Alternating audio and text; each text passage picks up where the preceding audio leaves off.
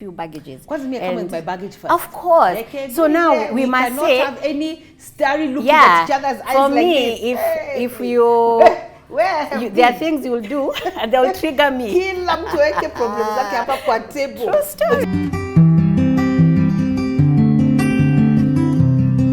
Hey everybody, my name is Angie Murenga. You're watching Just Angie. It's Lifestyle Thursday. I am very sure that you have been enjoying the conversation that we're having with Pastor Jade about her book, The Heart is Not So Smart. And it's sort of a guide to before you say I do. At least I'm glad I know there's a book, because I used to keep asking, are there any books? I know Bishop has written one, Bishop T.D. Jakes, but there's one that we need in our context. So this is a good one. So before you say I do, please read this book. So there's a place you said that you knew he wasn't the one. So how do people know? Because I know that's a big burning question. How do people know that this is the one? So I could tell, you know how you can tell you have entered into this relationship, and I even share about it in the book, how even as I tried to break off, but remember I was coming from a traumatic lack of self-awareness and a belief system based on fear and mistrust on this thing called love. Then I got pregnant, which is the other thing, how we ended up getting married. And which is another whole story, because it was a miracle. One of the things I used to tell every person I had been diagnosed with something that said I can't have children. Up to date, the doctors don't know I have 3 children. So my first child is a wonderful miracle. It was the best miracle of my entire life. Then the other 2 came along. But then getting it, so I was like, even now here, I must get married and give this child a father. So the red flags were there, and I was going to, I should have acted on them. But what I've realized looking back, you kind of know, but because they are not articulated, you keep meandering through them and covering them and covering them. So the book addresses it. It addresses because I'm talking about the foundation, to have an empowered soul. So it's not only your feelings. You see, people marry and get into a relationship out of chemistry, and they don't look at the compatibility. But chemistry cannot be enough. Cannot be enough. Because you can have chemistry with 1,000 people. You can. You can. Even you have chemistry which don't lead to marriage, but good friendships. We have chemistry. I can say that. We love each other, and it's a chemistry thing. So different relationships bring chemistry. But then there's compatibility. Now, incompatibility is where you now have to find what is the foundation of this compatibility. So I talk about values. I was going to say values are very important. I've written because it's about what values. We value. Does this person value what I value? Is a good way to know that this is your life partner. Because once again, when the values are different, we're going to have problems. And you see, the thing about values, which I like talking about, you can discover them as you're going along. Determine them before. So that you don't get yourself into these spaces. Like now, you see the red flags, but you're way too in. How the girls we like to say, I've already committed too much. But then if you already know them before, you have determined for yourself, faith is a thing, family is a thing, being generous is a value. So you're already saying, integrity I like you, but my values do not relate. Now, I tell also in the book, don't get rigid with your values. Communicate them.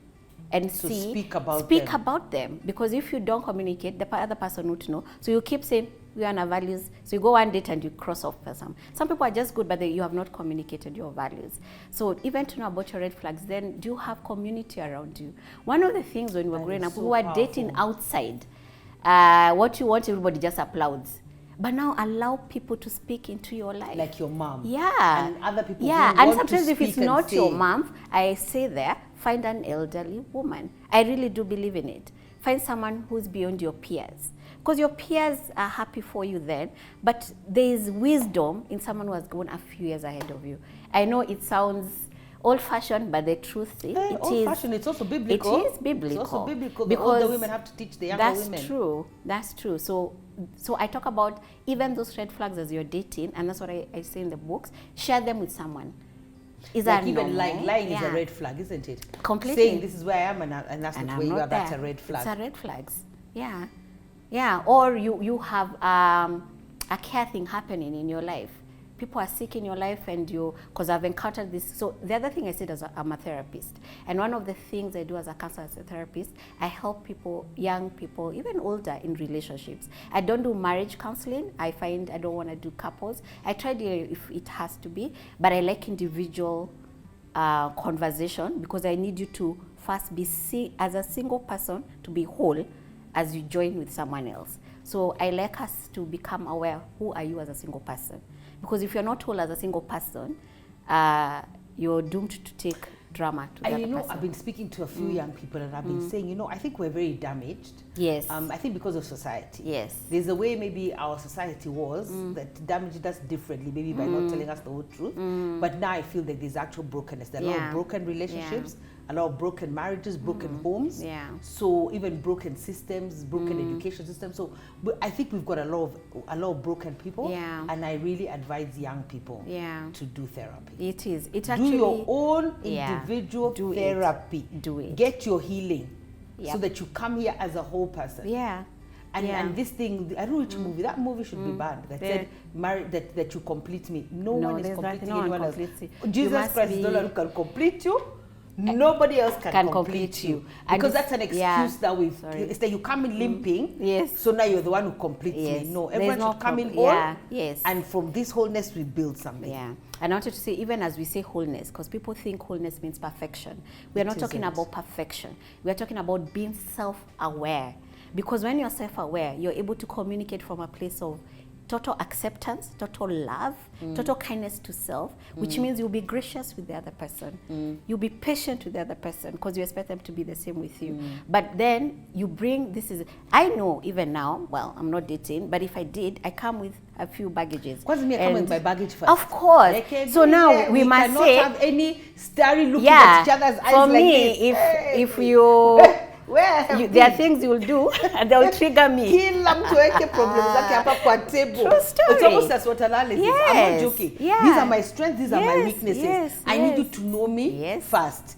There can be no wasted time. And the only way you can do that, looking Pastor at each other's eyes, there's nothing like that. It's because you know yourself. Yes, and you see, that's why I say even you have worked on yourself. I've worked on myself. I've cried about the areas that I cannot change. Yes, and I'm aware of who I am, what I want, and what I like. And also, I think that's good because sometimes I think we can want something, but we play it down because we're like, I shouldn't be wanting that. But you want it. So say it. Don't compromise. Isn't that what I'm looking for? Don't compromise on what you want. Don't. I think people should, honestly, God, I don't know, I have many questions for God. People should get married around 40, 45, 50. Kwanza me, I'm the perfect candidate now. 55, I'm the best. Bestest candidate could happen to So I'll be looking at you like, right here.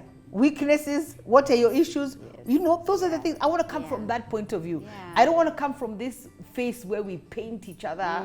You do your makeup, every hair is in place. I thought you should see me disheveled. They should come with a tracksuit bottom and a t-shirt to the first date. Look at me. That's appear how I come and be like. I'm not putting any makeup, no hair in place. I'm not making any effort. You must see me first at my worst. Then we can move forward from there. Because I think that's important. Because a lot of us, I know we're running out of time, but what kind of red flags, like if you say, just mention 2 red flags, but before you answer that, I was going to say also, in knowing who is your life partner, there is a knowing. I'm always saying we're spirit beings. There is a knowing. And the other thing is, unless your parents hate you, they are on a path for hate and destruction. Imagine there's something they know. That's true. You can just look at your child and know.